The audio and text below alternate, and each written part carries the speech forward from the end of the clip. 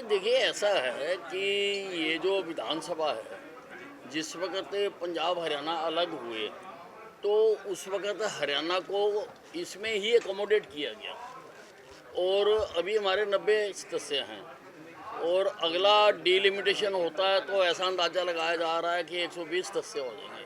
तो 20 सदस्यों के तो बैठने की यहाँ जगह ही नहीं है। तो जगह तो हमें चाहिए और चाहिए इसीलिए काफ़ी देर पहले से इसकी हमने तैयारी कर दी थी। और जहाँ तक मान साहब कहते हैं कि चंडीगढ़ हमारा है, चंडीगढ़ तुम्हारा तब है जब तुम हिंदी भाषी क्षेत्र हमें ट्रांसफ़र कर दोगे, जब हमें एसवाईएल का पानी दे दोगे। जब तक नहीं देते हो तब तक हमारा लिए ना इसके ऊपर, हम इस पे बैठे हुए हैं, तभी तक बैठे हुए हैं हम। जब आप जो एग्रीमेंट हुआ था उसको लागू ही नहीं करते तो चंडीगढ़ किस प्रकार से तुम्हारा।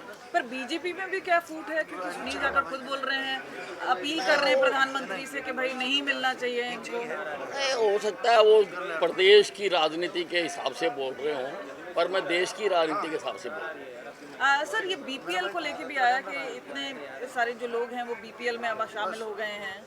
ये क्या एक नेगेटिव पॉइंट नहीं है कि सैनी सरकार के लिए, हरियाणा से? नहीं, ऐसा है, पहले कुछ लोगों के बन नहीं पाते थे और वो घूमते रहते थे और कोई उनकी सुनवाई नहीं करता था। अब सारा सिस्टम स्ट्रीमलाइन किया है तो हर पॉसिबल व्यक्ति जो उस आय वर्ग में आता है तो उनके कार्ड बन रहे हैं। इसमें किसी को क्यों तकलीफ हो किसी की। नहीं, पर एक डेटा भी तो सजेस्ट करता है ना कि सबसे ज़्यादा जो बीपीएल बिलो पॉवर्टी लाइन है वो हरियाणा में है। नहीं, अब जो है वो है, उसमें तो फिर गलत नहीं कह सकते ना। ये देखिए, ये कांग्रेस के एजेंडे में शामिल है। इनको जो इन्होंने झूठ बोलने की यूनिवर्सिटी बनाई है उसके अंदर बकायदा ये सिलेबस है कि अगर तुम हार जाओ तो तुमने फिर पहले तो चुनाव आयोग को दोष लगाना और फिर आपने ईवीएम को दोष लगाना। ये इनको सिखाया जाता है। मैं हुड्डा साहब से पूछना चाहता हूँ कि जिन सीटों से आप जीते हो, क्या वहाँ ईवीएम ठीक थी? वहाँ का कराओ ना रीपोल। ईवीएम अगर खराब थी तो सारी प्रदेश की खराब थी। आप जिन सीटों से जीते हो वहाँ तो ईवीएम ठीक है, जहाँ से हम जीते हैं वहाँ ईवीएम खराब है। क्या लॉजिक है? आप एडवोकेट हैं, आप इस तरह की बातें आपके मुंह से शोभा नहीं देती हैं। आप रीपोल करो जहाँ से आप कांग्रेस के एमएलए जीते हैं। अगर आप कहते हो कि ईवीएम खराब है तो यू सेट एन एग्जाम्पल, एक एग्जाम्पल सेट करो आप। और दूसरी बात ये है कि ये अज्ञानियों वाली बात करते हैं। ईवीएम जब इलेक्शन कमीशन से जारी होती हैं तो वहाँ पर सारे पार्टियों के नुमाइंदों से चेक कराई जाती हैं। जब यहाँ पर आके डीसी के पास डिस्ट्रीब्यूट होती हैं तब नुमाइंदे बुला के चेक कराई जाती है। जिस दिन पोलिंग स्टेशन पे ईवीएम खोली जाती है तब उस दिन सारे पार्टी के नुमाइंदों से बुला के चेक कराई जाती है। अगर आप कहते हैं ईवीएम खराब है तो आप इस बात का सर्टिफिकेट दे रहे हो कि आपके सारे लोग बुद्धू हैं, आपके लोगों को समझ नहीं है, ज्ञान नहीं है, उनको जानकारी नहीं है। ये जो एलओपी का मामला है और कहा जा रहा है कि महाराष्ट्र और झारखंड के चुनाव के बाद होगा, क्या लग रहा है?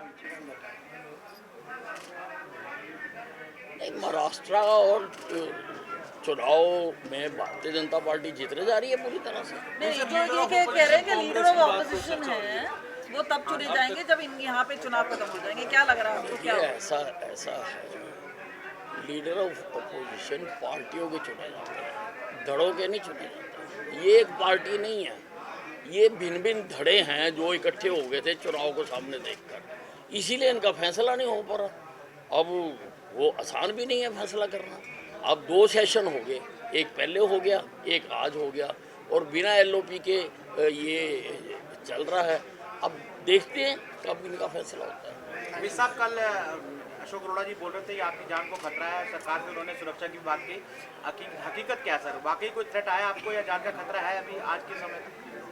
नहीं, मैंने जो उस वक्त के चीफ सेक्रेटरी थे उनको लिख के भी दे दिया था, सारा अवगत भी करा दिया था और फ़ोन पे भी मेरी उनके साथ डिटेल्ड बात हो गई थी।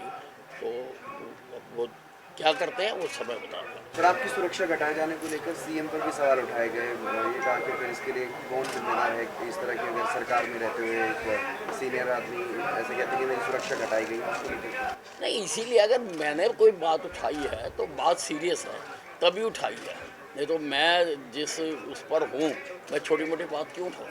क्या लग रहा है फिर आपको? आपकी नहीं, अब इसकी कभी जांच होगी तभी पता लगेगा। आज तक तो किसी ने आके मेरे को पूछा नहीं है।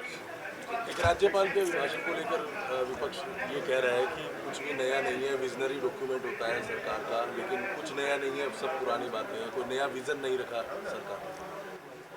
देखिए, पहला सेशन है, सरकार की जो प्रतिबद्धताएं थीं चुनाव के दौरान उन सारों का इसमें जिक्र किया गया। और मैं 7 बार का विधायक हूँ, अपोजिशन कोई भी हो उनका एक डायलॉग कॉमन होता है। अगर आप सर्च मारोगे कॉमन डायलॉग कुछ भी नया नहीं है तो ये उनका कॉमन डायलॉग